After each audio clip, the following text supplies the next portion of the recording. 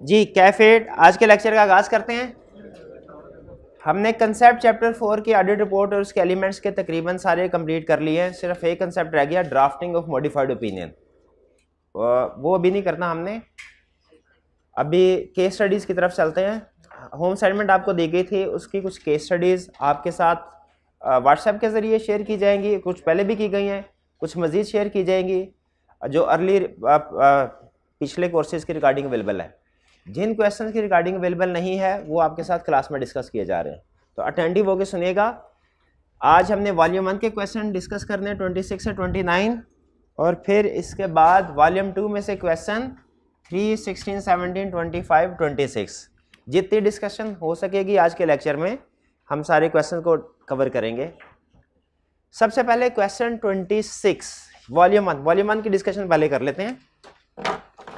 Question 26,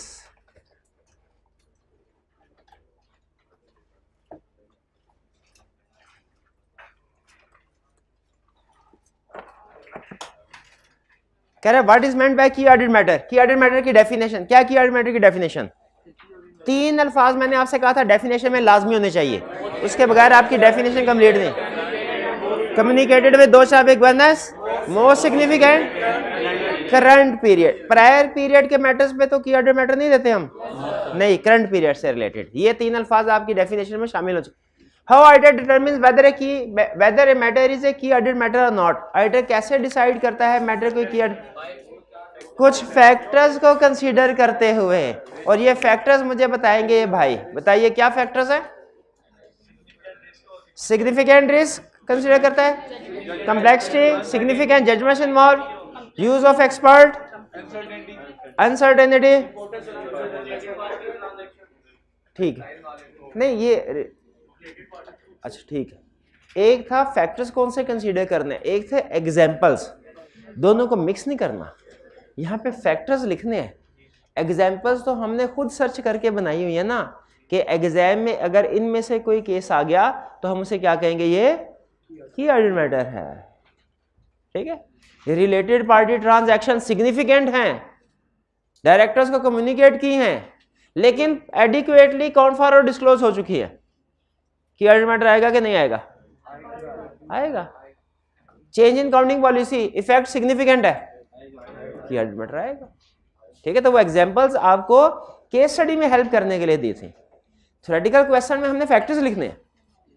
B, does requirement to include key audit matter section audit report apply to all audit clients. किन audit clients पे apply होता है? Listed के लिए required है और अनलिस्टेड के लिए ऑप्शन है। ऑडिटर की जजमेंट पे छोड़ दिया। अगर ऑडिटर जज करता है कि जरूरी है तो की ऑडिट मैटर इंक्लूड कर सकता है। जैसे नॉर्मली किस तरह के अनलिस्टेड क्लाइंट में ऑडिटर जरूरी समझता है कि ऑडिट, जिनमें जो पब्लिक इंटरेस्ट एंटिटीज होती हैं, जिनमें पब्लिक इंटरेस्ट इन्वॉल्व होता है, जैसे इंश्योरेंस कंपनीज, जैसे बैंक्स। हालांकि ये वैसे भी नॉर्मली भी लिस्टेड ही होती हैं, लेकिन अगर अनलिस्टेड है फिर भी इनकी ऑडिट रिपोर्ट में की ऑडिट मैटर। जैसे चैरिटी ऑर्गेनाइजेशंस, ये लिस्टेड नहीं होती नॉर्मली।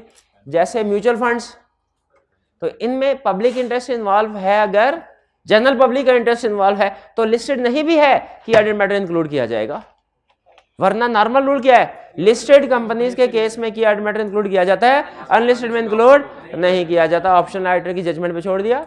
हाँ, याद आया, एक केस ऐसा भी था जिसमें लिस्टेड में की ऑडिट मैटर सेक्शन नहीं आता। Disclaimer opinion.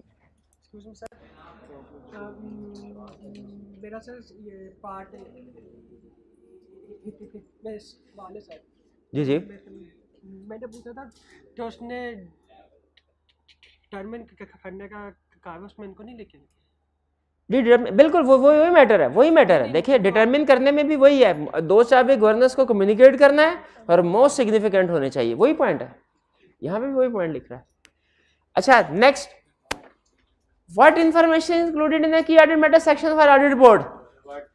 एक मिनट है रे, अच्छा गौर से देख के बताइए, गौर से देख के बताइए, क्या वो की ऑडिट मैटर सेक्शन में पूछ रहा है, क्या इंफॉर्मेशन आएगी कि की ऑडिट मैटर में पूछ रहा है? सेक्शन में, यानी की ऑडिट मैटर और की ऑडिट मैटर सेक्शन में फर्क है। क्या फर्क है? सेक्शन पूरा पैराग्राफ, उसके अंदर मल्टीपल की ऑडिट मैटर इंक्लूड हो सकते हैं। तो सेक्शन पूछ रहा है सबसे पहले मेन हेडिंग, मेन हेडिंग के नीचे उसकी definition, introductory language, introductory para आता है, याद है इंट्रोडक्टरी पैरा आता है। मेन हेडिंग के नीचे यूजर को बताने के लिए कि की एड मैटर होता क्या है, और फिर उसके बाद सब हेडिंग इंडिविजुअल की एड मैटर की। और सब हेडिंग के अंदर तीन चीजें आती हैं। कौन कौन सी तीन चीजें आती हैं सब हेडिंग के अंदर? कौन कौन सी तीन चीजें आती हैं? What, why, how. What, why, हाँ, ये वर्ड का मतलब क्या है? मैटर बताओ है कौन सा है जो जिसे आप कह रहे हो कि मैटर है? व्हाई, क्यों डिसाइड किया आपने कि ये की मैटर है? हाउ, एड्रेस कैसे किया? हाउ में तीन चीजें थी, प्रोसीजर, ऑब्जर्वेशन, आउटकम। लेकिन प्रैक्टिस क्या है? प्रोसीजर लिखे जाते हैं। क्लियर है? अच्छा, वर्ड जो आएगा जब केस से ड्राफ्टिंग कर रहे होंगे, एग्जाम में बैठ के आई कैप ये कहेगा रिलेटेड पार्टीज के ऊपर की ऑडिट मैटर डिसाइड किया आपने देना है, तो ड्राफ्ट करके दिखाओ, ड्राफ्ट करके दिखाओ। हम जब ड्राफ्टिंग कर रहे होंगे तो फॉर्मेट क्या होगा? दरमियान में लगाएंगे लाइन, लेफ्ट साइड पे क्या लिखना है? तीन में से वर्ड और वाई, ऊपर वर्ड नीचे वाई, और राइट साइड पे हाउ में तो आएंगे प्रोसीजर्स, जो आप अपनी जजमेंट की बेस पे भी और जो हम चैप्टर 10 में पढ़ेंगे उसकी बेस पे भी डिसाइड करेंगे। है इक्का दुक्का प्रोसीजर अभी भी आप बता देते होते हैं। आपसे कोई मैं सिचुएशन अजीबो गरीब से पूछूं ना तो इक्का दुक्का प्रोसीजर आप बता देते होते हैं ना। डेटर्स लिटिगेशन में क्या प्रोसीजर होंगे? बैंकरप्सी ऑफ डेटर, आग लग गई, क्या प्रोसीजर बता देते होते हैं ना। आग लगने से एसेट्स जल गए, क्या प्रोसीजर है? इंश्योरेंस करवाई हुई थी, आग आपकी आग नहीं बुझ सकती। तो एक तो होंगे इंपेयरमेंट ऑफ फिक्स एसेट्स के और दूसरा इंश्योरेंस रिसीवेबल के। अच्छा ठीक है, वापिस आए व्हाट, व्हाई, हाउ। अच्छा व्हाट कौन सा मैटर? ये मैटर आता कहां से है? एग्जाम्पल में से। और व्हाई फैक्टर में से। फैक्टर में से कितने फैक्टर्स जस्टिफाई करवाने के लिए काफी है? एक भी काफी है। फैक्टर एक भी काफी है, दो लिख दे तो अच्छा है, ज्यादा नहीं लिखना है। ये नहीं कहना कि सारे फैक्टर लिख दो, कोई ना कोई तो रेलिवेंट होगा, नहीं। खुद से रिलेटेड पार्टी है तो खुद से सोचें, ये रिस्क वाला इसमें आना ज्यादा बेहतर है, जजमेंट वाला आना ज्यादा बेहतर है, कम्प्लेक्सिटी वाला आना बेहतर है, अनदर एक्सपर्ट वगैरह का यूज किया है वो ज्यादा बेहतर है, कौन सी यूजर के लिए? यूजर के लिए तो वो, या amount wise significant. Amount wise significant होना किसी एरिया का, ये भी एक रीजन होती है उसको की मैटर में क्लासिफाई करने के लिए। ठीक है, व्हाट, व्हाई और हाउ। क्लियर? प्रेजेंटेशन क्लियर है? प्रेजेंटेशन मैंने आपसे कहा था बहुत अहम है, सुपर इंपॉर्टेंट है। क्यों कहा था? प्रेजेंटेशन सीखना, फॉर्मेट सीखना अहम है। पेपर में तो पूछ ही सकता है, इसके अलावा हमारा एक और टॉपिक है जिसमें ये, और वो भी पेपर में बार बार पूछता है, कौन सा था? रिस्क असेसमेंट का। रिस्क असेसमेंट का 27 क्लियर है? इसमें हम सबसे अहम चीज आपने देखना, उसने की ऑडिट मैटर का वर्ड यूज किया कि की ऑडिट मैटर सेक्शन का वर्ड यूज किया। 28 can respond to the following independent situation in the light of international standards on auditing. Independent situation का मतलब क्या है? हर सिचुएशन एक दूसरे से अलग है। हम कहते हैं ना भी बताते हैं, हमें पता है एग्जाम में पार्ट ए अलग होता है, अलग सफे पे करना है, पार्ट बी अलग सफे पे करना है, पार्ट सी अलग सफे पे करना है। हमें पहले से पता है कि तीनों पार्ट्स इंडिपेंडेंट है, अलग करने हैं, पता है ना। Risk of overstatement in revenue was considered as significant risk and was also communicated to Dosha governors. Significant था, Dosha governors, तो जाहिर है ऑडिट कर रहे हैं तो होगा भी इसी साल का। Discuss whether it should be included in the key audit matter section. नहीं, हमने एग्जाम्पल में तो नहीं पढ़ा हुआ, एग्जाम्पल्स में नहीं पढ़ा, लेकिन एग्जाम्पल के नीचे एक लाइन पढ़ी थी कि इसके अलावा दूसरे एरियाज भी की ऑडिट मैटर के तौर पे क्लासिफाई हो सकते हैं अगर क्राइटेरिया पूरा करते हो। क्राइटेरिया पूरा हो रहा है, सिग्निफिकेंट है, कम्युनिकेट किया है, और जाहिर है रेवेन्यू करंट ईयर का होगा जिसका ऑडिट कर रहे हैं। बताइए की ऑडिट मैटर में इंक्लूड किया जा सकता है? यस। अच्छा, आंसर में सिर्फ यस लिख देंगे कि बताएंगे रीजन भी, क्योंकि ये सिग्निफिकेंट रिस्क इन्वॉल्व हो रहा है इसमें। ये करंट पीरियड अज्यूम किया, करंट पीरियड का, और ये असम्पशन बिल्कुल सही असम्पशन है, और कम्युनिकेट भी किया गया दो साबिक वर्नर्स को।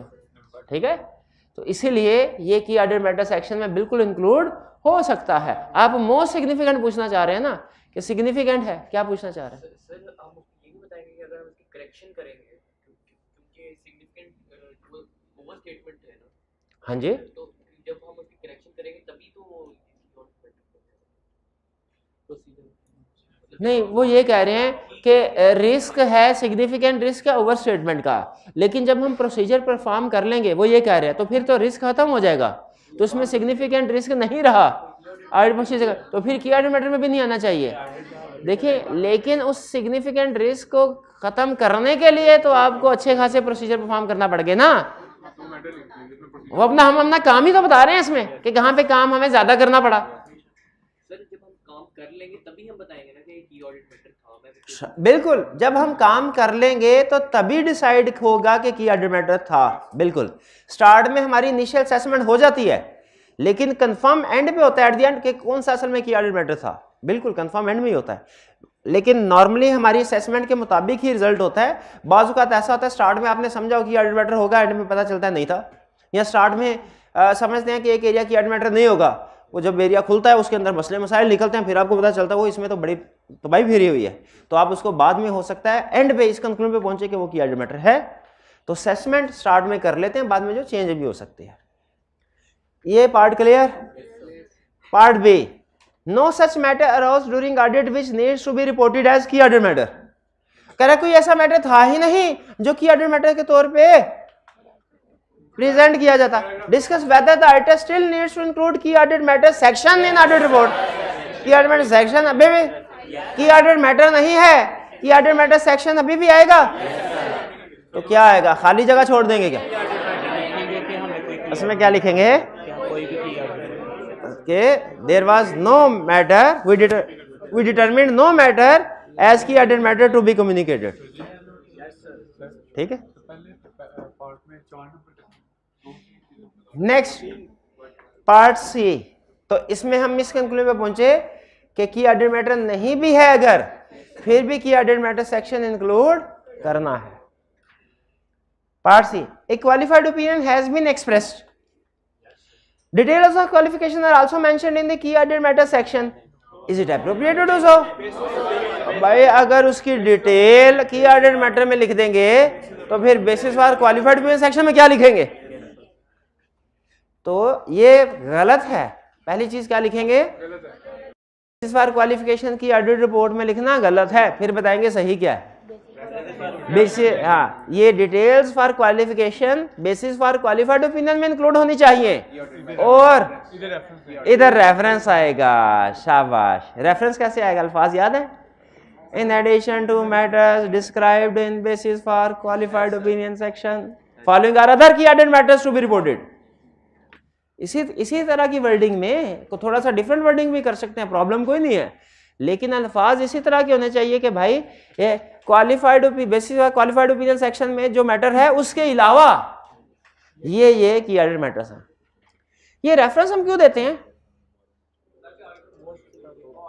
क्योंकि बाय डेफिनेशन जो मटेरियल मिस स्टेटमेंट और मटेरियल स्कोप लिमिटेशन है, ये भी की ऑडिट मैटर है बाय डेफिनेशन। कल साबित किया था ना हमने, मोस्ट सिग्निफिकेंट भी है भाई, जिसने ऑडिट रिपोर्ट को इफेक्ट कर दिया उससे ज्यादा सिग्निफिकेंट और क्या होगा, मोस्ट सिग्निफिकेंट। क्या डायरेक्टर्स को भी कम्युनिकेट करते हैं? यस, हर misstatement scope limitation directors को भी कम्युनिकेट करते हैं जो मटेरियल हो,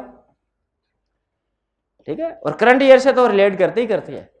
तो इसीलिए बाय डेफिनेशन चूंकि material miss statement scope limitation भी की ऑडिट मैटर है, इसीलिए की ऑडिट मैटर सेक्शन में उनका रेफरेंस दिया जा रहा है, लेकिन उन्हें इंक्लूड नहीं किया जाता, उनका जिक्र किया जाता है, उन्हें शामिल नहीं किया जाता।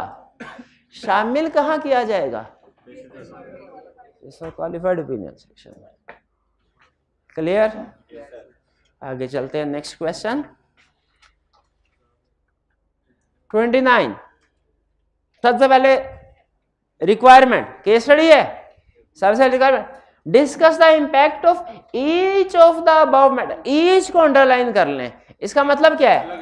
हर एक को अलग अलग बता। अच्छा, ना भी ईच का लफ्ज़ इस्तेमाल करता ना, हमें पता, आपको बताया हुआ है ना कि अगर एक क्वेश्चन के 3 पार्ट्स हैं तो हमने तीनों का अलग अलग इंपैक्ट ऑन रिपोर्ट बताना होता है, चाहे क्लाइंट एक हो चाहे क्लाइंट डिफरेंट हो, हमने अलग अलग बताना है। रिक्वायरमेंट में ईच के लफ्ज़ से हमें मजीद कंफर्म हो गया कि हमने इनको अलग अलग बताना है। डिस्कस द इम्पैक्ट ऑफ, एक तो इसमें ईच का लफ्ज अहम था, about on the audit report, audit report को भी अंडरलाइन कर, ऑडिट रिपोर्ट को भी अंडरलाइन कर लें, ऑडिट रिपोर्ट। इसका मतलब क्या हुआ, इसका मतलब हुआ ऑडिट रिपोर्ट के अंदर जहां जहां इफेक्ट आ रहा है वहां वहां बताओ। ओपिनियन पे आ रहा है ओपिनियन पे बताओ, एमसीओ मैटर में आ रहा है एमसीओ मैटर में बताओ, अदर मैटर में आ रहा है अदर मैटर बताओ, की ऑडिट मैटर में आ रहा है की ऑडिट मैटर बताओ, मटीरियल सर्टिफिकेट गोइंग कंसर्न आ रहा है उधर बताओ, जहां जहां इम्पैक्ट आ रहा है वहां बताओ। तो जहां जहां इम्पैक्ट है ना वहां बताना है, सिर्फ ओपिनियन को कह के चुप नहीं कर जाना, पक्की बात है। अच्छा, यहाँ पे अगर लिखा होता है discuss the impact of each of the above matters on the audit opinion, फिर भी रिपोर्ट पे कलब के 15 मिनट यही कलपता रहा था 2 दिन पहले कि केस स्टडी में। हाँ, अगर टेक्निकली देखे ना तो ओपिनियन रिपोर्ट का एक हिस्सा है, एक पार्ट है, लेकिन केस स्टडी में दोनों इक्वल है। ओपिनियन अगर उसने रिक्वायरमेंट, हालांकि अब पहले ये ओपिनियन का वर्ड यूज कर लिया करता था, अब वो एहतियात करता है क्योंकि हम उसे कहते हैं भाई तुम्हारा कंसेप्ट ठीक नहीं है, तो एहतियात, तो अब रिपोर्ट का वर्ड यूज करेगा। लेकिन ज़हन में रखिए, अगर कहीं उसने ओपिनियन का वर्ड रिक्वायरमेंट में यूज कर लिया और एमसीओ मैटर आता हुआ, तो कसम है आपको, आपने एमसीओ मैटर भी लिखना है। मेरी हाँ, मुझे मरवाओगे, करना काम फिर नहीं हुआ आप। The following situations have arisen on different clients being audited by your firm. The year end in each instance is 31st December 2013. year end की डेट क्यों दे रहा भला? क्योंकि किसी ना किसी सब्सिक्वेंट इवेंट के लिए, किसी ना किसी पार्ट में सब्सिक्वेंट इवेंट मुझे शक है, वो टेस्ट करेगा, ऐसे नहीं उसने डेट दे दी है। During the first part, during the year, Iron Limited has changed its policy for valuation of intangible assets from cost model to revaluation model. एक मिनट है।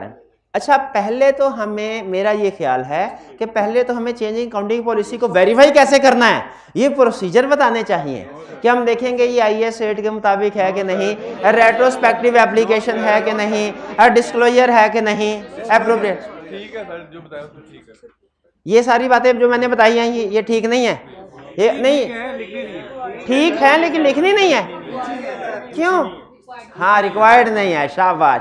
एग्जामिनर कमेंट्स में वो क्या कह रहा होता है, कहता है बच्चा वो नहीं बताता जो पूछा होता है, बच्चा वो बताता है जो उसे आता होता है। तो नंबर किसके मिलते हैं? पूछा होता है। उसने क्या प्रोसीजर पूछे हैं? नहीं। रिपोर्ट पे इम्पैक्ट पूछा है, रिपोर्ट से बाहर नहीं जाना, रिपोर्ट से बाहर, जब कभी इम्पैक्ट ऑन रिपोर्ट पूछे रिपोर्ट से बाहर नहीं जाना, नहीं जाए, कसम खाओ इसकी, इसके सर की कसम खाओ। उसने इम्पैक्ट ऑन रिपोर्ट पूछा है, इम्पैक्ट ऑन रिपोर्ट ही बताएंगे, प्रोसीजर नहीं बताएंगे। अब बताइए, ये है न्यू काउंटिंग स्टैंडर्ड अप्लाई हो रहा है, एमसीओ मैटर आएगा? एमसीओ मैटर नहीं आएगा। अच्छा, वो तो early application of new counting standard पे आता था, ये तो चेंज इन काउंटिंग पॉलिसी है, इसमें तो अदर मैटर आएगा, की ऑडिट मैटर आएगा। ये की ऑडिट मैटर की एग्जांपल में पढ़ा, अदर मैटर में नहीं पढ़ा था। अदर मैटर क्यों नहीं आएगा? क्योंकि अदर मैटर की एग्जांपल में पढ़ा ही नहीं, की ऑडिट मैटर आएगा, ठीक है। और आप क्या लिखेंगे? Auditor shall express unmodified opinion and auditor shall also include key audit matter section in his report, और फेल हो जाएंगे, और फेल हो जाएंगे, दोनों ही लिखेंगे फिर भी फेल हो जाएंगे। पार्ट भी क्या, कौन सा पार्ट?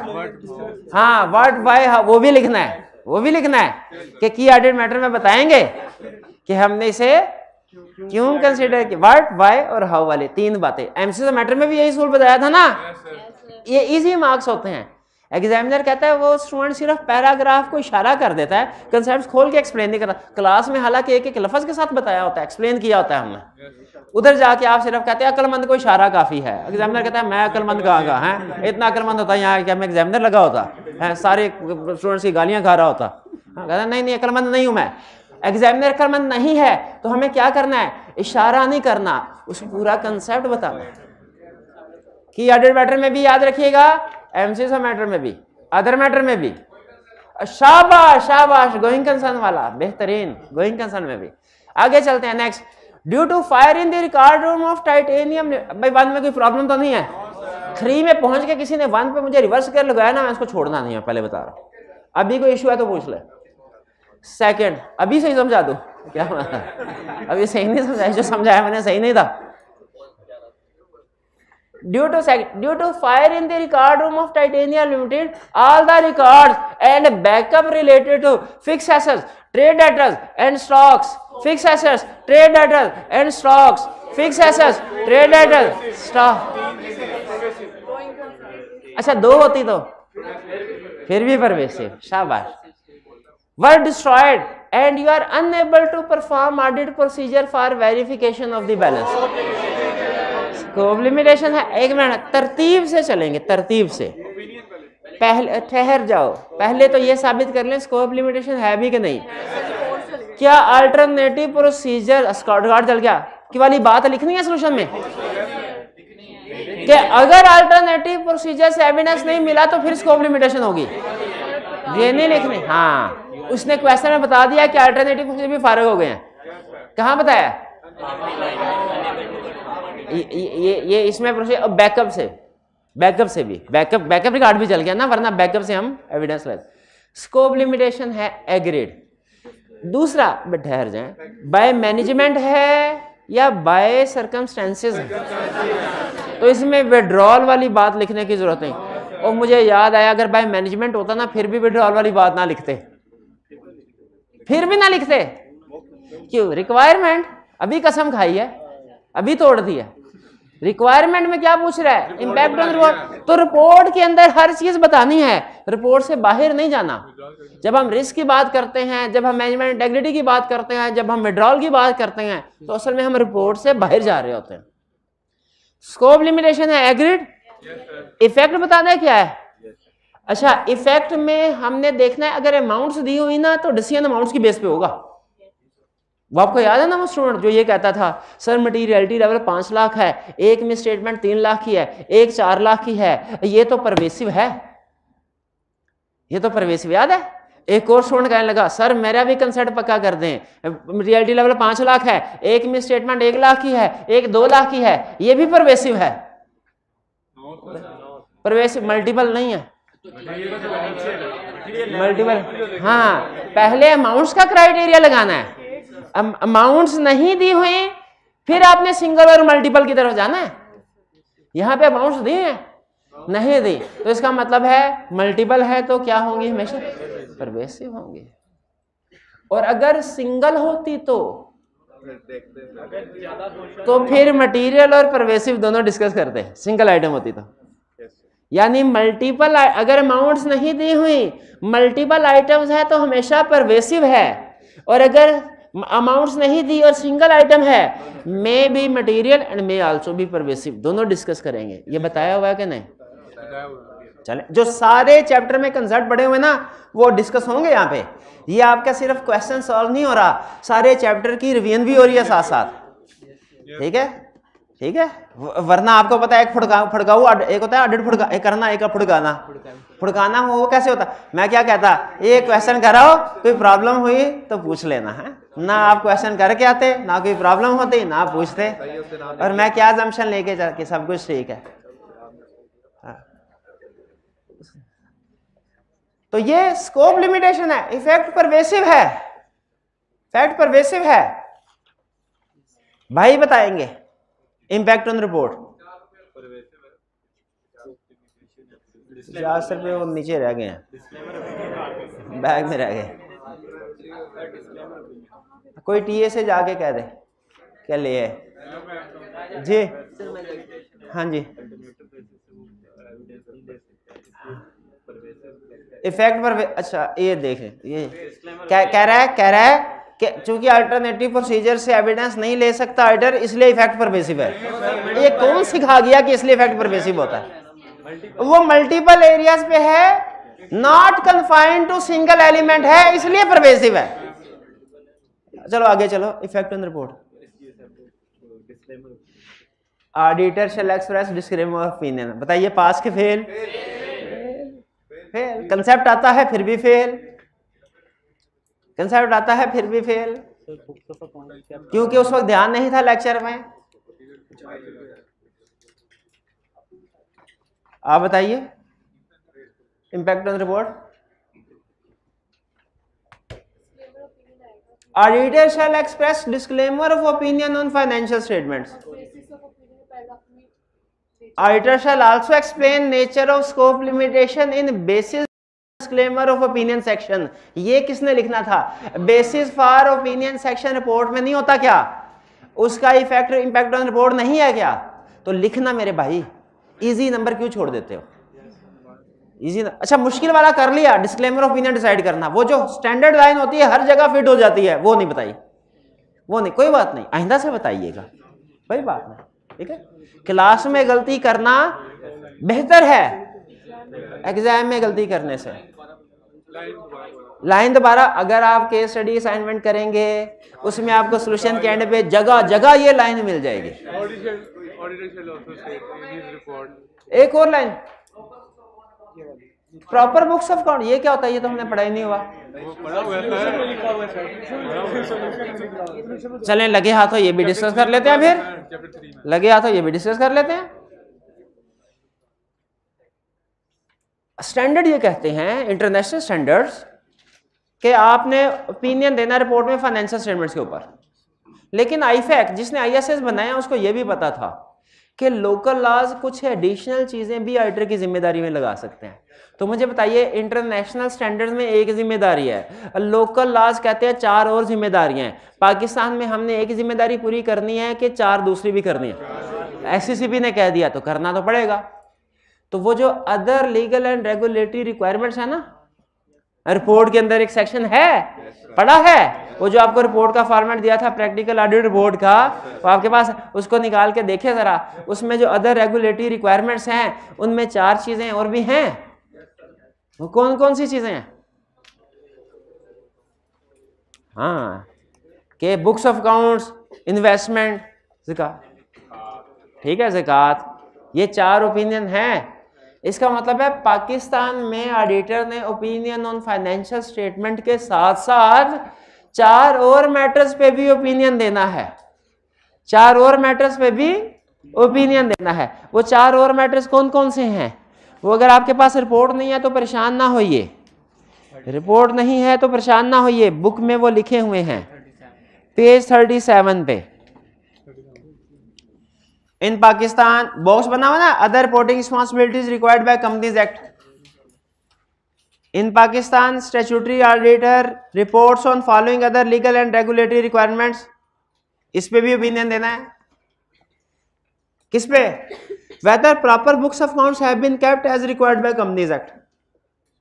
ठीक है, इस पे भी ओपिनियन कि प्रॉपर बुक्स ऑफ अकाउंट। अच्छा, बुक्स ऑफ अकाउंट्स और फाइनेंशियल स्टेटमेंट में फर्क पता है आपको? बुक्स ऑफ अकाउंट्स और फाइनेंशियल स्टेटमेंट में फर्क पता है आपको? हो ही नहीं सकता कि मैंने बताया हो और आपको याद हो अभी तक। क्या फर्क है?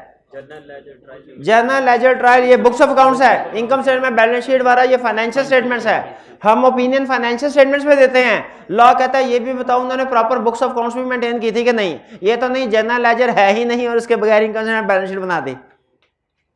एक केस स्टडी में उसने कहा कैश बुक बनाई नहीं, इनकम स्टेटमेंट बैलेंस शीट बना दी। हमने कहा कैश बुक नहीं बनाई तो कैश बैलेंस बैंक बैलेंस कहां से आ गया है? अच्छा, फाइनेंशियल स्टेटमेंट, उन्होंने कहा वो तो बैंक स्टेटमेंट से आ गया, कैश बुक नहीं बनाई लेकिन बैंक स्टेटमेंट। तो अल्टरनेटिव प्रोसीजर से एविडेंस चाहे मिल गया, लेकिन क्या प्रॉपर बुक्स ऑफ अकाउंट्स बनाई हैं? प्रॉपर का मतलब पता है क्या है? लफ्ज प्रॉपर का मतलब कि अवेलेबल हैं कि नहीं ऑडिटर के लिए। इस वक्त मैनेजमेंट के पास बुक्स ऑफ अकाउंट्स अवेलेबल हैं कि proper books of accounts have been kept में लफ्ज प्रॉपर से मुराद ये नहीं है कि ठीक है कि गलत, ये नहीं है। प्रॉपर से मुराद क्या है? मौजूद है कि नहीं, मौजूद है कि नहीं। अच्छा, इंपैक्ट ऑन रिपोर्ट, क्वेश्चन से क्वेश्चन निकलता है, जेल में क्वेश्चन आया, उसने कहा आग लगी, सारी books of accounts, accounting record सारा जल गया, सारी बुक्स ऑफ अकाउंट्स जल गई, अकाउंटिंग रिकॉर्ड में बुक्स ऑफ अकाउंट भी शामिल होते हैं, सारा कुछ जल गया, लेकिन अल्टरनेटिव प्रोसीजर से एविडेंस ले लिया। स्कोप लिमिटेशन नहीं है, ओपिनियन अनमोडिफाइड होगा।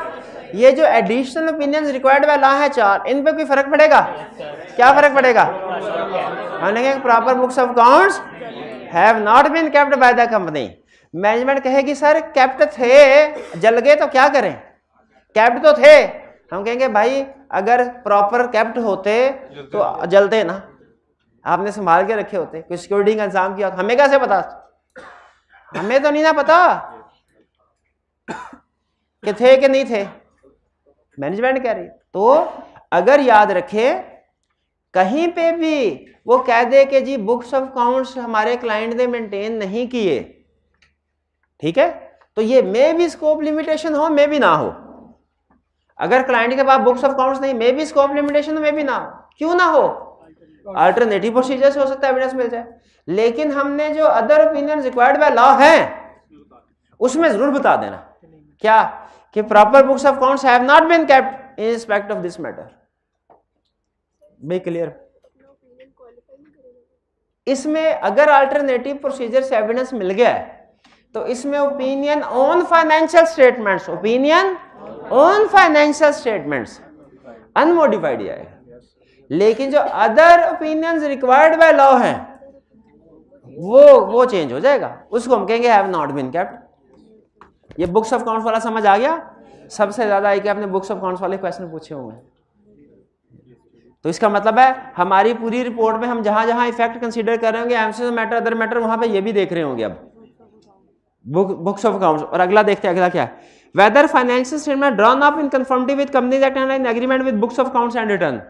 कह रहा है कि आपने जो फॉर्मेट ड्रॉ किया है, ड्रॉन अप का मतलब होता है जो फॉर्मेट आपने ड्रॉ किया है वो कंपनीज एक्ट के मुताबिक है और बुक्स के मुताबिक है। ये नॉर्मली केस स्टडी में ये पॉइंट टेस्ट नहीं करता, इसलिए आप इसको रटा लगा के आगे चल सकते।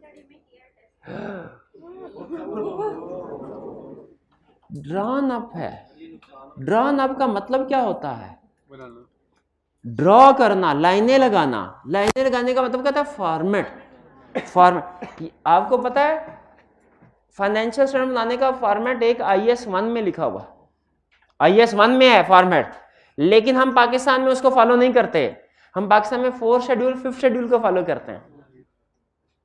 तो यहां पे ये कह रहा है कि वेदर फाइनेंशियल स्टेटमेंट्स ड्रॉ की गई हैं किसके मुताबिक? कंपनीज एक्ट के मुताबिक, 4th शेड्यूल 5th शेड्यूल के मुताबिक, IFRS के मुताबिक नहीं की गई। And are in agreement with books of accounts and return, और बुक्स ऑफ अकाउंट के साथ एग्री कर रही है। यानी बुक्स ऑफ अकाउंट्स में ट्रायल बैलेंस में जो सेल्स की फिगर आ रही है, इनकम स्टेटमेंट में भी वही फिगर आ रही है, तभी तो बुक्स ऑफ अकाउंट्स और फाइनेंशियल स्टेटमेंट्स इन एग्रीमेंट होंगे। इन एग्रीमेंट का मतलब क्या है? कि सेम हो। जब आप ट्रायल बैलेंस से फिगर उठाए 7 लाख की और इनकम स्टेटमेंट तक पहुंचते पहुंचते 70,000 हो जाए, कभी ऐसा होता है सवाल करते हुए? नहीं होता, मेरे साथ हो जाया करता था। तो फिर इसका मतलब है कि आपकी बुक्स ऑफ अकाउंट्स और आपकी फाइनेंशियल स्टेटमेंट्स इन एग्रीमेंट नहीं है। यहां पे ये बता रहे हैं कि इन एग्रीमेंट होनी चाहिए। तीसरा, whether investment made, expenditure incurred and guarantees extended during the year for the purpose of companies business. बताना है कि कंपनी के बिजनेस के लिए सारे खर्चे हुए हैं कि नहीं हुए।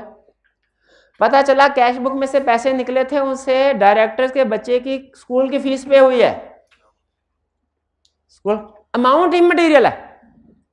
ओवरऑल कंपनी के देखे अमाउंट इमटेरियल है, तो ओपिनियन तो अनमोडिफाइड आ गया फाइनेंशियल स्टेटमेंट्स में। फाइनेंशियल स्टेटमेंट्स में ओपिनियन क्या आ गया? इमटेरियल है ना। हाँ चलो, रिलेटेड पार्टी की वजह से उधर ओपिनियन क्वालिफाई कर, ठीक है। क्या ये other opinion required by law इधर कोई इफेक्ट आ रहा है क्या? कि ये जो खर्चा हुआ है ये for the purpose of companies business नहीं है, पर्सनल के लिए। डायरेक्टर ने अपनी अथॉरिटी को मिस यूज किया है। अगर उनकी इंटाइटलमेंट नहीं थी, सम टाइम उनकी इंटाइटलमेंट होती है ना, परक्विजिट्स में उन्हें अलाउ कर देते हैं, तो फिर ठीक है, फिर कोई प्रॉब्लम नहीं है, फिर कोई प्रॉब्लम नहीं है। लेकिन अगर परक्विजिट्स में ये चीज एग्री नहीं हुई थी और उन्होंने जाती खराजात करते रहे हैं, तो फिर ये इफेक्ट, फिर मसला है। इन्वेस्टमेंट ये अगर इसमें सबसे अहम लफ्ज पता क्या है? For the purpose of companies business. और whether zakat deductible at source was deducted by company and deposited in the central zakat fund. कि जो ज़कात डिडक्टेबल थी, लॉ कहता है ये भी बताओ। अब आप खुद सोच के बताएं। गोरा जो आईफैक में बैठा हुआ है वो ये कहेगा कि ज़कात के बारे में भी रिपोर्ट में लाइन होनी चाहिए कि ज़कात सही तरह डिडक्ट हुई है कि नहीं। उसे नॉर्मली तो हाँ, अगर मुस्लिम है तो फिर शायद सोचे, लेकिन नॉन मुस्लिम है तो कहेगा भाई हमें क्या ज़कात से। लेकिन पाकिस्तान में चूंकि इस्लामी हुकूमत है तो वो ये कहते हैं ऑडिटर रिपोर्ट में बताएगा कि ज़कात डिडक्ट करके डिपॉजिट कर दिया कि नहीं की? ठीक है, ज़कात डिडक्ट करके क्या कंपनी पे ज़कात लगती है?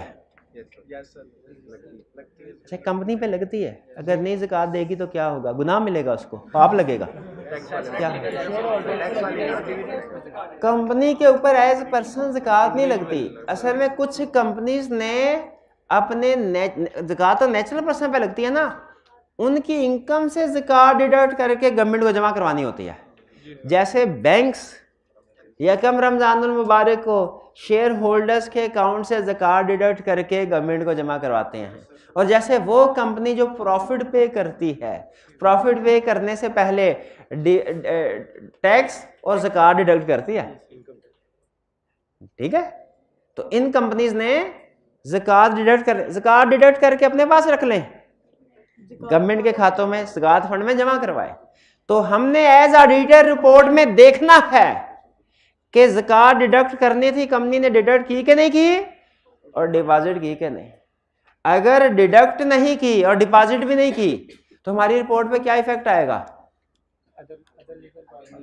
हम अदर लीगल रेगुलेटरी रिक्वायरमेंट्स में लिखेंगे zakat has not been deducted not deposited इन सेंटेंस का। और अगर डिडक्ट कर ले लेकिन डिपॉजिट नहीं करवाई, ओपिनियन ये चेंज होगा? डिडक्ट कर, देखिए लॉ रिक्वायर क्या करता है कि ऑडिटर ने बताना है ज़कात डिडक्ट हुई कि नहीं और फिर डिपॉजिट भी हुई कि नहीं, दोनों बातें बतानी है। अगर दोनों बातें ही नहीं की तो हम अपने इंपैक्ट ऑन रिपोर्ट में लिख देंगे कि ज़कात नॉट डिडक्टेड, बस लिख देंगे। और अगर दोनों में से एक बात की और दूसरी नहीं की फिर भी लिखेंगे। एक क्वेश्चन में उसने कहा ना ज़कात डिडक्ट हुई ना डिपॉजिट हुई, हमने कहा तो रिपोर्ट में लिखेंगे, ये गलत ही है इसने। एक में कहा डिडक्ट कर ली डिपॉजिट नहीं करवाई, हमने कहा ये भी लिखेंगे। एक में कहा डिडक्ट नहीं की थी लेकिन पल्ले से डिपॉजिट करवा दी, ये भी लिखेंगे। डिडक्टेड को भी अंडरलाइन करें, डिपॉजिटेड को भी करें।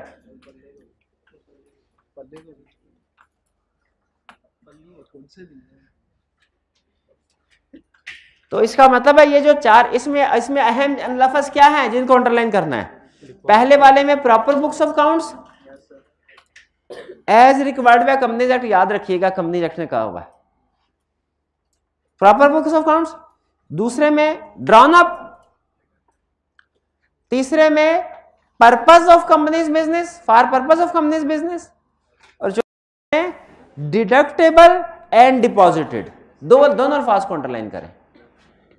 ठीक है, ये वाले अंडरलाइन वाले अल्फाज, अंडरलाइनिंग क्यों करवाई जाती है भला आपको?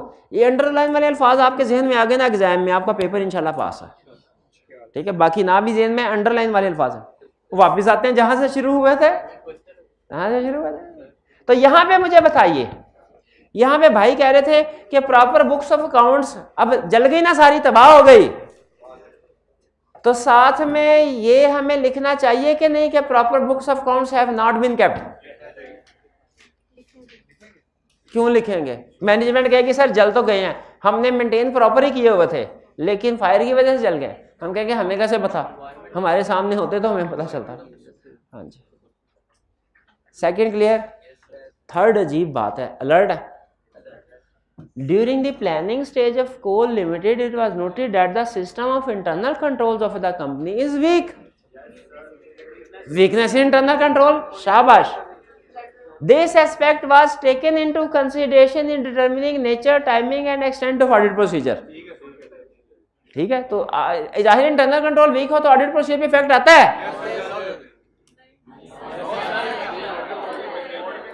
रिक्वायरमेंट के ऊपर गौर नहीं किया। मैंने पूछा था इंटरनल कंट्रोल वीक हो ऑडिट प्रोसीजर पे इफेक्ट आता है कि नहीं, आपने समझा मैंने ये पूछा है इंटरनल कंट्रोल्स वीक हो ऑडिट रिपोर्ट पे इफेक्ट आता है कि नहीं आता है। तो एक फेल होने की बड़ी वजह, बल्कि मैं तो कहता हूँ सबसे बड़ी वजह ये होता है, क्या? रिक्वायरमेंट को ध्यान से ना पढ़ना। बताया हुआ ना, सारे 6 महीने का पढ़ा लिखा एक तरफ और जो एग्जाम में 4-5 सफ़े हैं पेपर के वो पढ़ने एक तरफ, वो पढ़ा लिखा एक तरफ। और उन 4-5 सफ़ों में भी वो जो क्वेश्चन की रिक्वायरमेंट 1.5-2 लाइनों की होती है वो सबसे अहम, और जिसको आप जल्दी जल्दी कहते हैं लिखना शुरू करते हैं। नहीं, पहले रिक्वायरमेंट। आपका 1 घंटा भी अगर सिर्फ रिक्वायरमेंट्स पढ़ने और समझने पे लग गया ना, फिर भी वो बेहतर है, बेहतर है।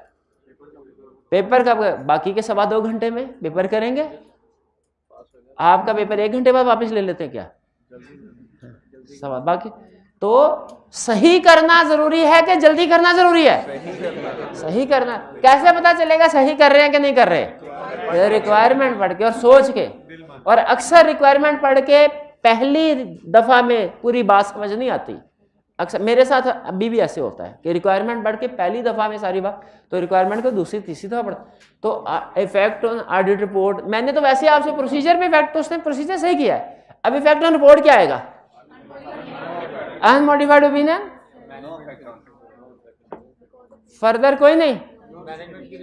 हाँ, इंटरनल कंट्रोल्स के ऊपर कोई ओपिनियन नहीं देते पाकिस्तान में, ओपिनियन नहीं देते, सिर्फ फाइनेंशियल स्टेटमेंट्स पे ओपिनियन देते हैं, या वो जो 4 एडिशनल चीजें लॉ ने कहा है उनके ऊपर, बाकी इंटरनल कंट्रोल पे ओपिनियन नहीं देते। हाँ, मैनेजमेंट लेटर की बात करेंगे।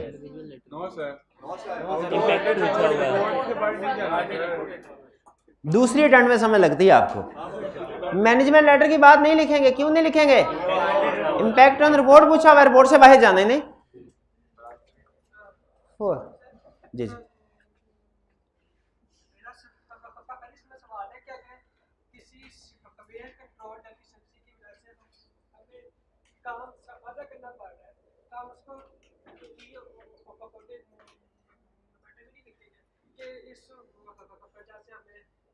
एक ठीक, एक एक्सेप्शनल सिचुएशन हो सकती है, हो देखिए जज कुछ ये जजमेंट में है ना उनका, सर अगर कभी ऐसा हो swear deficiency in internal control हो, स्वेयर डेफिशिएंसी, हमारा आधा ऑडिट प्रोसीजर उसी के ऊपर लगे हों और हमने डायरेक्टर्स को भी कम्युनिकेट किया हो, तो देखिए खुद से तो नहीं, लेकिन अगर एग्जामिनर कंडीशन पूरी करा दे तो फिर किसी भी चीज पे की ऑडिट मैटर आ सकता है, तो फिर उस सूरत में की ऑडिट मैटर आ सकता है। वो तो आप देखिए कंडीशन पूरी करवा के आप मुझे कहेंगे ना सर कैश इन हैंड के ऊपर की ऑडिट मैटर आ सकता है, तो मैं तो कहूँगा फिर उस पर भी आ सकता है जब आप कंडीशन पूरी करवा देंगे। लेकिन नॉर्मली इंटरनल कंट्रोल पे की ऑडिट मैटर नहीं आता। अगर कोई स्वेयर डेफिशिएंसी हो, बहुत सिग्निफिकेंट हो, कम्युनिकेट भी किया, उस सूरत में आ सकता है। लेकिन नॉर्मली इंटरनल कंट्रोल पे अगर इस तरह की कोई बात हो ना तो वो क्वेश्चन में डिस्कस करे, क्वेश्चन में वो बताता डायरेक्टर्स को कम्युनिकेट किया है, इसकी वजह से सिग्निफिकेंट रिस्क था। देखिए उसने सिग्निफिकेंट रिस्क की बात नहीं की, सिग्निफिकेंट रिस्क की बात की नहीं की, उसने कम्युनिकेशन विद डायरेक्टर्स की बात की नहीं की, उसका मतलब वो की ऑडिट मैटर की तरफ नहीं लेके जा रहा। नॉर्मली इंटरनल कंट्रोल्स का रिपोर्ट में कोई इफेक्ट नहीं है। आगे चलते हैं। 4, one of the plants of uranium limited was destroyed subsequent to year end। Scope limitation आ गई। डिस्ट्रॉय से स्कोप लिमिटेशन नहीं होती, कि ऊपर भी तो डिस्ट्रॉय हुआ था। हर डिस्ट्रॉयड के लफ्ज में स्कोप लिमिटेशन नहीं है क्या? क्यों? कौन से डिस्ट्रॉय में है, कौन से डिस्ट्रॉय में नहीं है? डिस्ट्रॉय अगर काउंटिंग रिकॉर्ड हो तो स्कोप लिमिटेशन है, अगर डिस्ट्रॉय एसिड हुए हो फिर स्कोप लिमिटेशन नहीं है, फिर एम्फेसिस मैटर है। Destroyed subsequent to year end, appropriate disclosure thereof has been made in the financial statement. Unmodified opinion plus emphasis matter. क्या लाइन लिखेंगे? इन वो गलत बोल गया, आपने भी उसकी लाइन को पकड़ लिया, गलत बता रहा है वो। In our opinion auditor shall express unmodified opinion on financial statements. उसके बाद auditor shall also include emphasis matter paragraph. हाँ, matter has been emphasised reference to notes the account, our opinion is not modified. बातें भी तो लिखनी है। अच्छा, अगर सारा क्वेश्चन यही हो, एंड पे लिखी हो हैज नॉट, 2 नंबर के साथ भी लिख दें। कितना को लिखना पड़ता है, कितना को लिखना पड़ता है, कितनी देर लगेगी? अब आपने ये सारा लिख के ना मुझे बताना है सर इतना टाइम लगा था, और 3.6 मिनट होने चाहिए ना। 1.8 मिनट्स पर मार्क होते हैं ना, तो देखिएगा कि 3.5 मिनट बनते हैं कि नहीं बनते। 3.5 मिनट से पहले इंशाल्लाह आप सारा लिख लेंगे। अच्छा ये मुझे नहीं समझ आती, कौन आपके दिमाग में ये बात डाल जाता है कि एक लाइन का एक नंबर, एक लाइन का एक, ये कौन कौन कह गया? मैंने कब बोला? एक खुदा का खौफ कर, पिछले सेशन में बिजनेस लॉ में पिछले सेशन में होता है। ऐसे नहीं होता, एक लाइन का एक नंबर गलत। हम एक तो लाइन को कंसीडर ही नहीं करते, हम पॉइंट को कंसीडर किया करते हैं, point.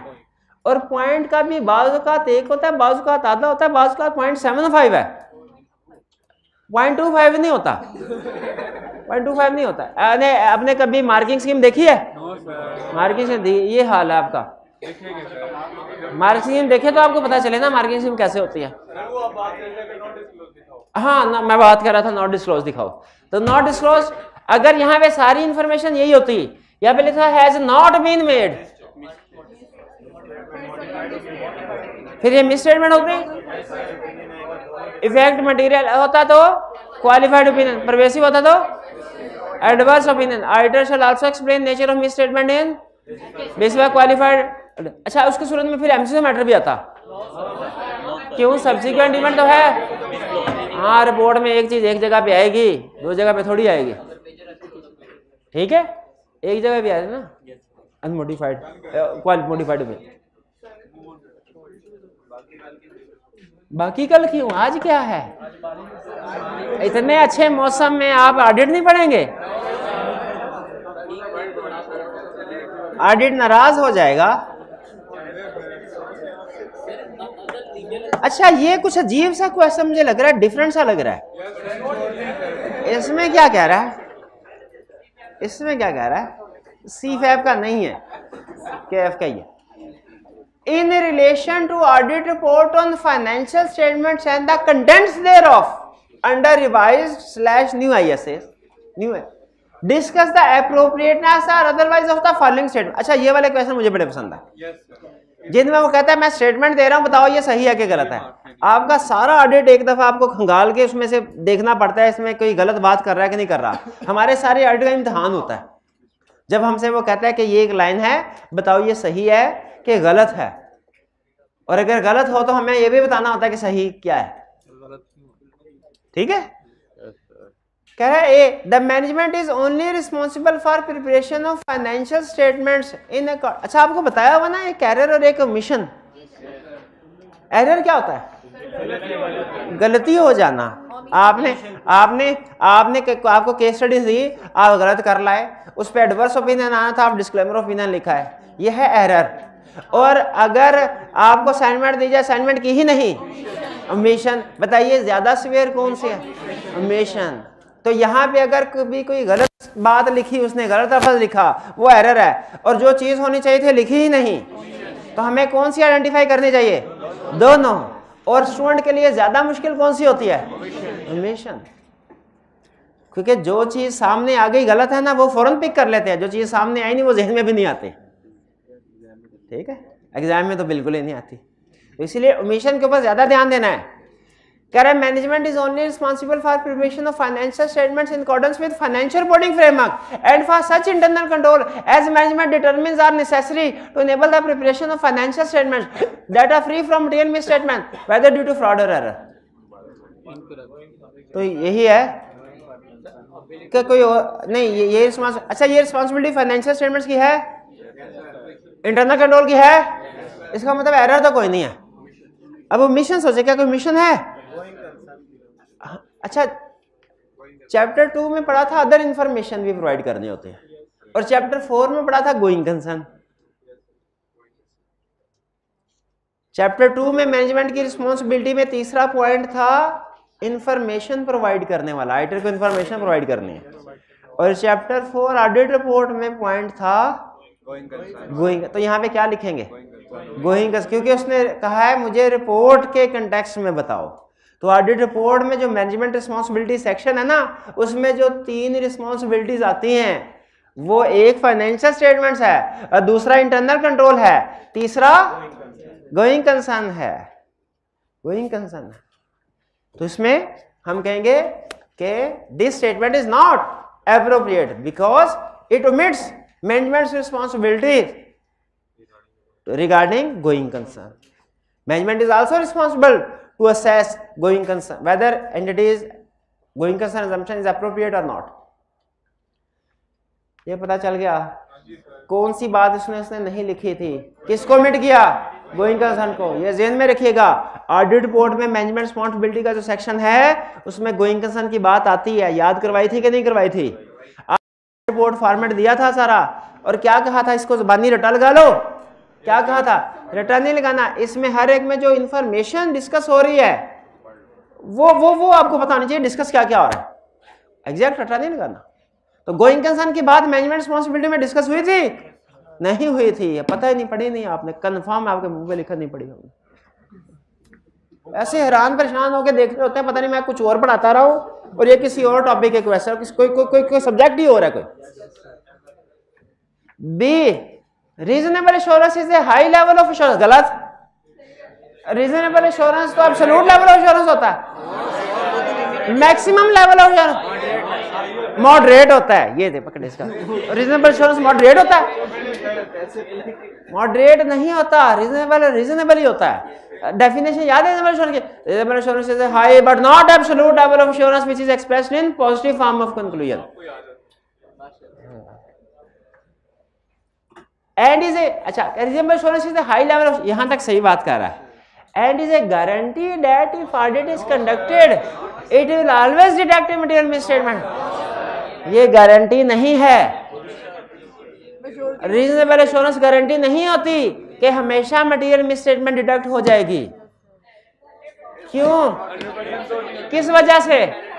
Due to inherent limitations of audit. Audit is not a guarantee that material misstatement will always detect. क्यों? इनहेरेंट लिमिटेशंस की वजह से।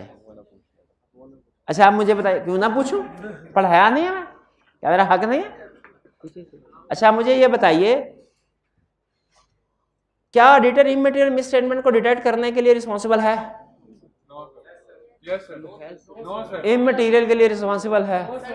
नहीं। क्या ऑडिटर की रिस्पॉन्सिबिलिटी में लिखा हुआ है?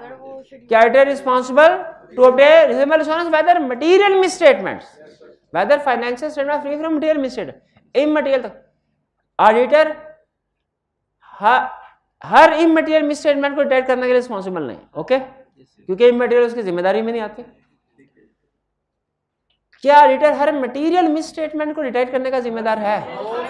उसको भी नहीं, मोस्ट को, हर को नहीं। क्यों बोला?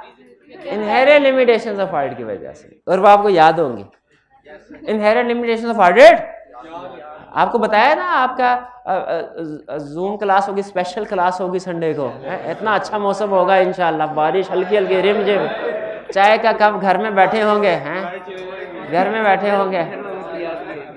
तो इसमें ऑडिट पढ़ने का इससे अच्छा टाइम क्या हो सकता है? और वो भी टेस्ट भी होगा, डिस्कशन भी होगी हमारी, एक दूसरे से गपशप बातचीत भी होगी। आप सवाल पूछेंगे, भाई जवाब देगा, और फिर एंड पे टेस्ट भी होगा, मेंटीमीटर पे टेस्ट भी होगा, उस पे आपको प्राइज भी मिलेगा। क्लास में तो टॉप 5 होता है ना, जूम पे टॉप 10 कर देंगे। और बताएं,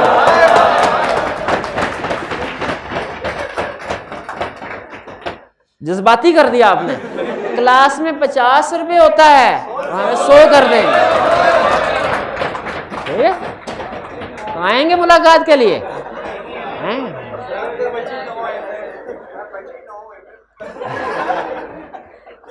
If audit is conducted in accordance with ISA, it will always detect। बच्चे ज्यादा होंगे, 100 रुपीज मटीरियल है आपके लिए। It will always detect material misstatement। नहीं, ये गारंटी नहीं है, गारंटी नहीं है। ठीक है, कि आगे लिखनी है रीजन, इनहेरेंट लिमिटेशन ऑडिट। और अगर एक आधी इनहेरेंट लिमिटेशन भी लिखी दें, हाँ 3 नंबर लिख दें, तो बेहतरीन आंसर हो जाएगा। C, the auditor obtains an understanding of controls relevant to audit in order to design audit procedure that are appropriate in circumstances. बताइए ऑडिटर इंटरनल कंट्रोल की अंडरस्टैंडिंग ऑब्टेन करता है? तो इसका मतलब सही लिखा हुआ है। अच्छा, प्रोसीजर्स डिसाइड करने के लिए लिखता है करता है कि प्रोसीजर कम के ज्यादा, तो इसका मतलब ये बात भी ठीक लिखी है उसने, तो गलत क्या है? And are also for the purpose of assessing opinion on effectiveness of internal control. Internal control पे ओपिनियन ऑडिटर एक्सप्रेस नहीं करता, ये गलत। ऑडिटर का अंडरस्टैंडिंग ऑफ कंट्रोल का मकसद ओपिनियन एक्सप्रेस करना नहीं है, प्रोसीजर परफॉर्म डिसाइड करना है। क्योंकि कंट्रोल्स वीक होंगे प्रोसीजर ज्यादा, कंट्रोल स्ट्रॉन्ग होंगे प्रोसीजर कम। गलत कर गया ना बात? क्या गलत बात कर गया? कि हम ओपिनियन एक्सप्रेस करेंगे, कि हम कंट्रोल्स पे ओपिनियन एक्सप्रेस करते हैं। हम हरगिज कंट्रोल पे ओपिनियन पाकिस्तान में तो नहीं करते, शायद किसी दुनिया के और मुल्क में कोई यूएसए वगैरह में करते हो तो करते हैं, पाकिस्तान में नहीं करते। इसके बाद डी कह रहा है description of auditor responsibility for the audit of financial statement should be included with in the body of auditors report. तो ये सही कह रहा है ना? नहीं, तो जो ऑडिटर रिस्पॉन्सिबिलिटी की डिस्क्रिप्शन है वो with in the body of the report नहीं होती। हाँ, लेकिन आपको बताया डिस्कस एलिमेंट्स में, क्योंकि ये रिस्पॉन्सिबिलिटी जो है ना, अगर आप देखें ना तो सबसे बड़ा पैराग्राफ यही होता है, ऑडिटर रिस्पॉन्सिबिलिटी। तो स्टैंडर्ड ने इसके 3 ऑप्शन दी हुई हैं। एक विद इन दी बॉडी यानी रिपोर्ट के अंदर लिख दें, दूसरी अपेंडिक्स बना के रिपोर्ट के साथ अटैच कर दें, तीसरा किसी रेगुलेटर की वेबसाइट के ऊपर अगर लिखे हुए हैं तो आप उसको रेफर करते हैं। लेकिन याद रखें जो दूसरी और तीसरी ऑप्शन एक्सरसाइज करेंगे ना, अपेंडिक्स वाली या के वेबसाइट वाली, तो रिपोर्ट के अंदर सेक्शन फिर भी आएगा लेकिन उसका सिर्फ रेफरेंस आएगा, उसका सिर्फ जिक्र आएगा, उसको शामिल नहीं करना। जैसे की ऑडिट मैटर में क्वालिफाइड ओपिनियन का जिक्र आता है, रेफ डिटेल नहीं आते, उसी तरह अगर आप ऑडिट रिस्पॉन्सिबिलिटी को फैसला करते हैं अपेंडिक्स में लिखना है या वेबसाइट रेगुलेटरी वेबसाइट को रेफर करना है, तो सेक्शन फिर भी रिपोर्ट में आएगा। हाँ, लिखेंगे for auditor's responsibility refer to appendix, refer to website. ठीक है जी? Yes sir. E, the audit report can only be signed in the personal name of auditor. Firm name और बोथ भी था, फर्म का नेम भी हो सकता है, पार्टनर भी हो सकता है, पर्सनल नेम भी हो सकता है। हाँ जी, ठीक है। ये एरिया टू एरिया, पहले पाकिस्तान में रिक्वायरमेंट होती थी सिर्फ फर्म नेम आएगा, अब उन्होंने कहा पार्टनर का नेम भी आएगा। आप अगर रिपोर्ट देखें उसमें देखें सिर्फ फर्म का नाम है कि पार्टनर का नाम, फर्म के साइन भी है तो पार्टनर का नाम भी है। तो स्टैंडर्ड ने कहा कि पर्सनल नेम से भी रिपोर्ट साइन की जा सकती है, फर्म के नाम से भी, बोथ यानी साइन भी कर लें और पर्सनल भी और फर्म का नाम से।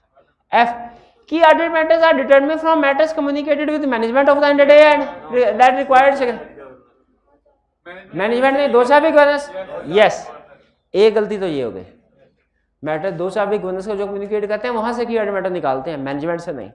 दूसरा, that required significant auditor attention in performing the audit, कि significant attention that are most significant, बेहतर है मोस्ट सिग्निफिकेंट को आप मेंशन करें। In making that determination, auditor shall take into account the effects on the audit of significant events or transactions that occur during the current year and prior period. सिर्फ current period, prior period तो consider नहीं किया जाता, पक्की बात है। चलिए, अच्छा मुझे ये बताइए, एक मैटर पिछले साल की ऑडिट मैटर में इंक्लूड किया था, इस साल भी वो मोस्ट सिग्निफिकेंट, क्या इस साल भी वो की ऑडिट मैटर में आ सकता है? हाँ, अगर इस साल भी वो मोस्ट सिग्निफिकेंट है, इस साल भी कम्युनिकेट किया गया, तो वो इस साल का भी की ऑडिट मैटर हो सकता है, बिल्कुल हो सकता है, बिल्कुल हो सकता है। ठीक है, हाँ भैया क्वेश्चन क्लियर हो गया। अच्छा, जहां पे वो क्वेश्चन है ना ये कि audit report can be signed in personal name और फर्म नेम और बोथ, उसमें लिखा है कि बाज़ औक़ात ऐसा होता है पार्टनर का नाम लिख, रिपोर्ट में पार्टनर का नाम आता, पाकिस्तान में आता है ना, लिस्टेड कंपनी के लिए रिक्वायर्ड है, ISA रिक्वायर करता है लिस्टेड कंपनीज के केस में पार्टनर का नाम है। वो कहता है अगर पार्टनर को जान का खतरा हो, जान का खतरा हो, तो फिर वो रिपोर्ट में अपना नाम ना लिखे। कौन सी? अपनी जान का, अपनी जान का खतरा हो, जिस ऑडिटर को वो रिपोर्ट के अंदर अपना नाम ना लिखे। थ्रेट हो, थ्रेट हो, थ्रेट हो, थ्रेट हो, सिक्योरिटी थ्रेट हो, सिक्योरिटी थ्रेट हो, तो रिपोर्ट में नाम ना लिखे। लेकिन कह रहे सिक्योरिटी थ्रेट हो ना फिर ना लिखे। अगर लीगल थ्रेट हो ना कि मैं रिपोर्ट पे साइन तो कर देता हूं लेकिन मैंने इतनी तबाही फेरी है, गड़बड़ की है, कोई प्रोसीजर परफॉर्म नहीं किया हुआ, तो कल को फाइनेंशियल स्टेटमेंट्स में गड़बड़ निकल तो आनी है, तो मेरी आइडेंटिफिकेशन ना हो सके। मैं इस वजह से अब मुझे खतरा है कि कल कल को जब चीज़ें सामने आएंगी तो मेरे खिलाफ लोग लीगल केस कर देंगे। अब इस मैंने कहा ये भी तो मेरा सिक्योरिटी थ्रेट है, सिक्योरिटी। तो इस सूरत में क्या मुझे नाम लिखना चाहिए रिपोर्ट में? यस। कहता है लीगल थ्रेट की वजह से कि ओपिनियन सही नहीं दिया आपने, आपको खतरा है कि लोग आपके खिलाफ लीगल केस करेंगे, ये वैलिड रीजन नहीं है। लेकिन अगर पर्सनल सिक्योरिटी थ्रेट है तो उस सूरत में आप नाम को मिट कर सकते हैं, मिट कर सकते हैं, करेंगे, बिल्कुल करेंगे, ठीक है ना।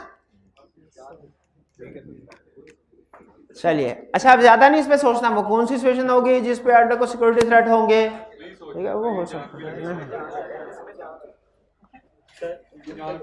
नेक्स्ट क्वेश्चन 16 भी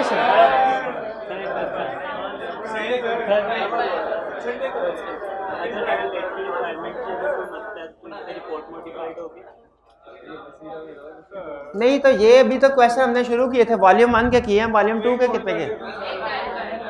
एक ही किया है सिर्फ, संडे को नहीं होने क्लास में ही है। अच्छा चलें, ठीक है।